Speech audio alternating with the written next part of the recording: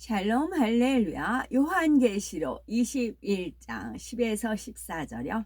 성령으로 나를 데리고 크고 높은 산으로 올라가 하나님께로부터 하늘에서 내려오는 거룩한 성 예루살렘을 보이니 하나님의 영광이 있어 그 성의 빛이 지극히 귀한 보석 같고 벽옥과 수정같이 맑더라. 크고 높은 성곽이 있고 12문이 있는데 문에 12천사가 있고 그 문들 위에 이름을 썼으니 이스라엘 자손 12지파의 이름들이라. 동쪽에 세 문, 북쪽에 세 문, 남쪽에 세 문, 서쪽에 세 문이니 그 성의 성곽에는 12기초석이 있고 그 위에는 어린 양의 12사도의 12이름이 있더라. 요한계시록 21장 18, 19절이요. 그 성곽은 벽옥으로 쌓였고 그 성은 정금인데 맑은 유리 같더라. 그 성의 성곽의 기초석은 각색 보석으로 꾸몄는데 첫째 기초석은 벽옥이요, 둘째는 남보석이요, 셋째는 옥수요, 넷째는 녹보석이요, 다섯째는 홍마노요, 여섯째는 홍보석이요, 일곱째는 황옥이요, 여덟째는 녹옥이요, 아홉째는 다망옥이요, 열째는 비치옥이요, 열한째는 청옥이요, 열두째는 자수정이라. 아멘. 천국 33번째 새 예루살렘입니다. 사도 요한의 영안을 열어서 새 예루살렘을 보여주셨지요. 하나님께서는 사도 요한의 영안을 열어서 새 예루살렘을 보여주셨습니다. 사도 요한이 보고 기록한 새 예루살렘에 대해서 구체적으로 살펴보겠습니다. 사도 요한은 새 예루살렘을 보고 하나님의 영광이 있음에 그 성의 빛이 지극히 귀한 보석 같고 벽옥과 수정같이 맑더라 하였습니다. 하나님의 영광이 있다는 말씀은 새 예루살렘 성에서 나오는 빛이 얼마나 위엄있고 현란한지를 나타내지요. 새 예루살렘의 성의 전체적인 느낌을 보석 중에서도 벽옥과 수정에 비유한 이유는 그 빛이 벽옥과 수정처럼 지극히 맑고 푸른색을 띠었기 때문입니다. 천국의 벽옥은 매우 아름답고 깨끗하여 마치 맑은 물속을 훤히 들여다보는 것 같은 느낌의 푸른빛이 감돕니다. 이 땅에 있는 어떤 것으로도 그 아름다움을 설명하긴 어렵지만 최대한 가까운 것으로 비유하자면 맑은 물결에 햇살이 반사되어 나올 때의 눈부신 푸른빛이라 할 수가 있지요.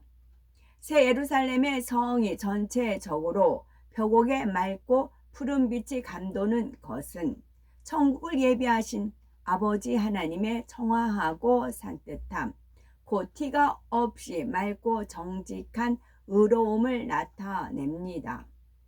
수정은 크리스탈이라고도 불리며 종류가 다양하지만 여기서는 물처럼 맑고 깨끗하며 무색 투명하고 단단한 돌을 말하지요. 수정은 예로부터 장식품으로 널리 사용하였는데 색이 맑고 투명하며 빛을 받을 때 광채가 뛰어나기 때문입니다. 하물며 천국의 수정은 얼마나 휘황찬란한 빛을 발하겠습니까? 하나님께서 창조의 능력으로 영광의 광채를 입혀놓은 천국의 보석들은 이 땅의 것과 비교할 수 없이 맑고 아름다운 빛이 납니다. 하나님께서 창조의 능력으로 영광의 광택을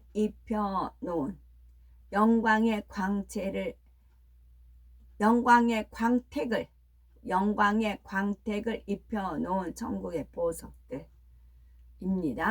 새 예루살렘의 성은 영롱하고 찬란한 빛을 내는 높은 성벽으로 둘러 있는데 이는 3,000층 내의 다른 처소와 새 예루살렘을 가르는 경계선이 됩니다.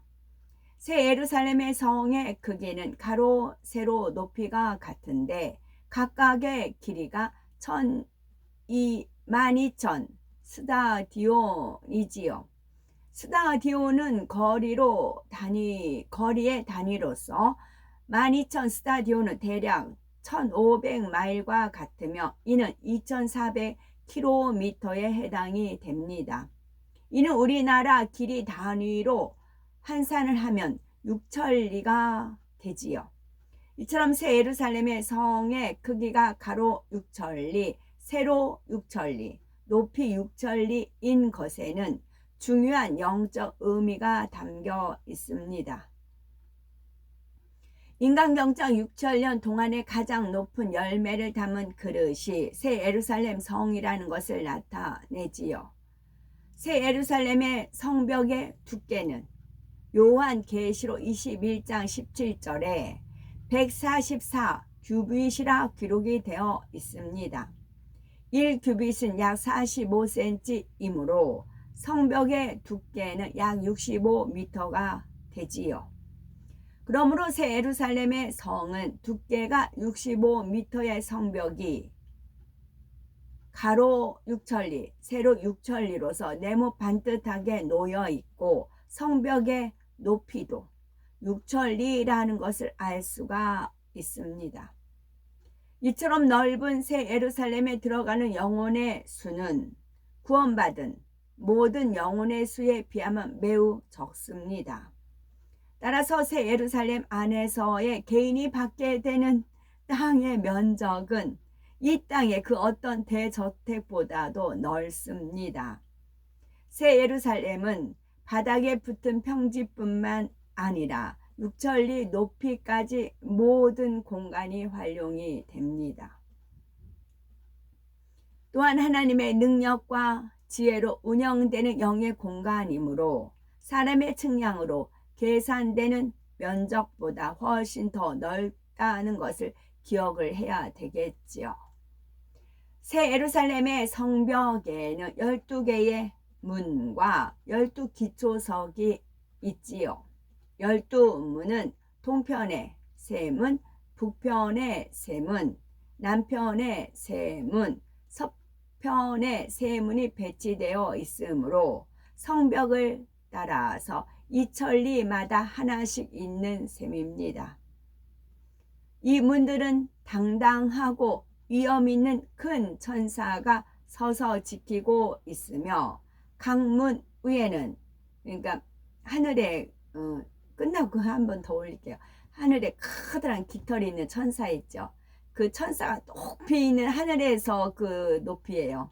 얼마나 크겠어요? 비행기도 그렇잖아요. 비행기도 분명히 어마어마하게 많은 사람이 탔잖아요. 근데 날아갈 때는 우리 손에 뭐 이렇게 잡힐 정도로 그 비행기의 높이, 비행기가 그렇게 보이잖아요. 천사도 역시 마찬가지예요. 그런 큰 천사가 이 진주문을 딱 버티고 지키고 있는 것입니다. 그리고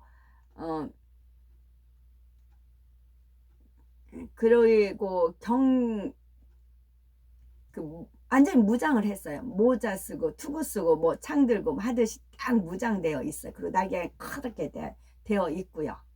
그런 수장이에요, 수장. 문을 지키는 그런 수장이 되어 있어요. 이 문들을 담당하고 위엄 있는 큰 천사가 서서 지키고 있으며 각 문 위에는 이스라엘 12지파의 이름이 기록되어 있습니다.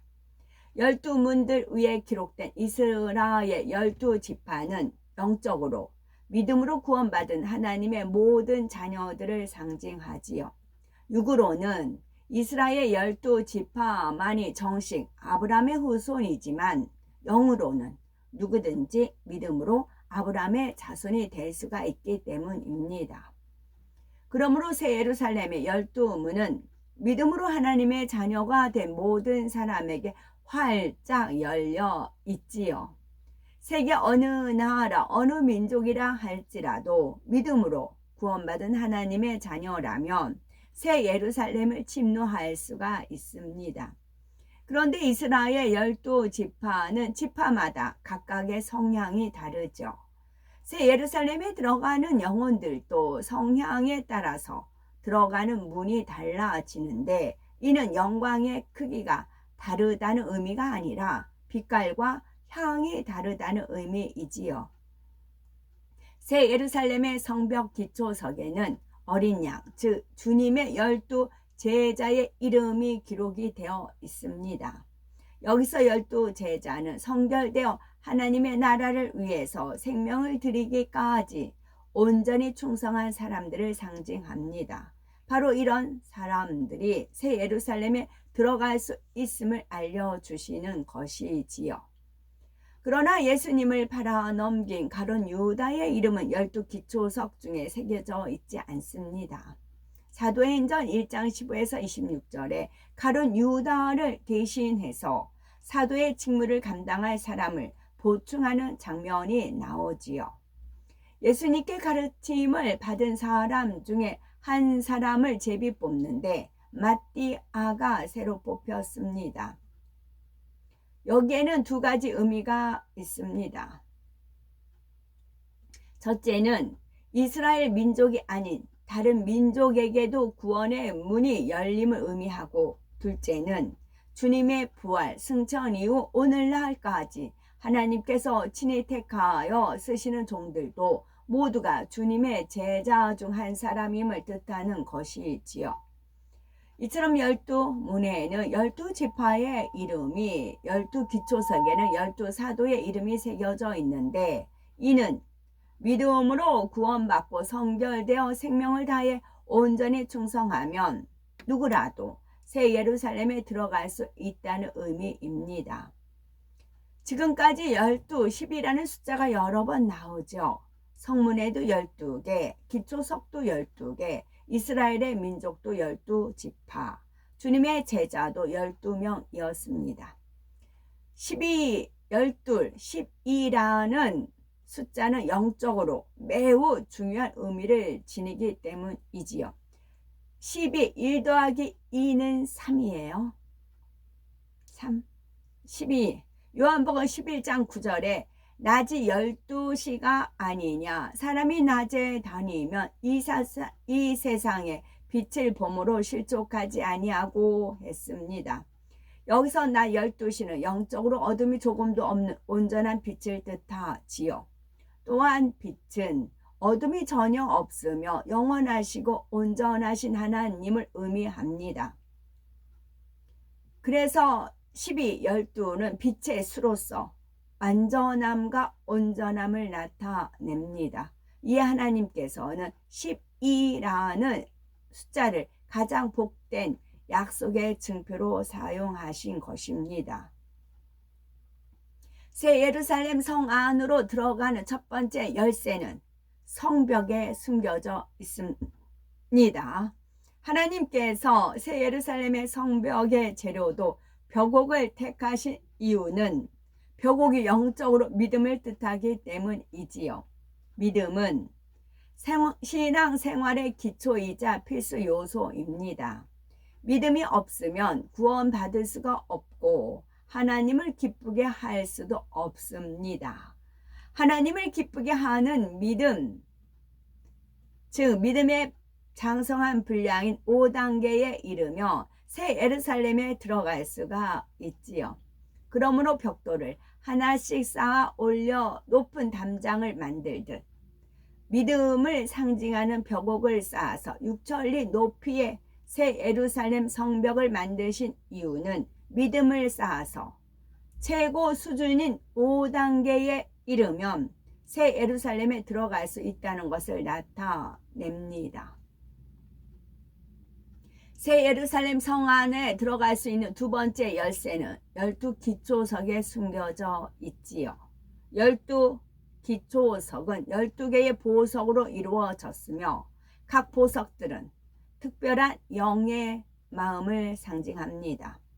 마태복음 5장의 팔복과 고린도전서 13장의 영적인 사랑, 갈라디아서 5장의 성령의 9가지 열매가 모두 12보석 안에 담겨 있고, 이 12보석의 마음을 종합하면 완전한 사랑이 됩니다. 아버지 하나님의 마음이요 예수 그리스도의 마음이 되는 것이지요. 그런데 완전한 사랑을 이루기 위해서는 믿음도 있어야 하고 희생도 있어야 합니다. 또한 열정과 충성과 자비도 있어야 하며 때론 절제도 있어야 하지요. 이런 이유에서 하나님께서는 12기초석을 한 가지 보석으로 만들지 않고 영의 마음의 각 분야를 상징하는 12개의 보석으로 만드셨지요. 퍼즐 맞추기를 할 때 모든 조각이 제자리를 찾아야 온전한 그림이 완성되는 것 같이 새 예루살렘의 두 번째 열쇠인 완전한 사랑이 제 기능을 발휘하려면 12가지 영의 마음이 있어야 합니다. 영적인 믿음을 의미하는 벽곡을 살펴봅니다. 첫 번째 기초석 벽곡. 성벽의 제로로서 벽곡이 상징하는 믿음은 믿음의 5단계, 곧 하나님을 기쁘시게 하는 믿음입니다. 그런데 기초석으로서 벽곡이 상징하는 믿음은 육적인 믿음과 반대인 영적인 믿음을 나타내지요. 영적인 믿음은 하나님의 모든 말씀을 중심에서 온전히 믿는 것입니다. 아브라함처럼 하나님을 믿기에 그 말씀을 믿고 순종하는 것이 영적인 믿음이지요. 하나님 말씀이 자기 생각에 맞지 않아도 그대로 행하면 자신에게 불이익이 올 것 같아도 온전히 믿고 행하는 것입니다.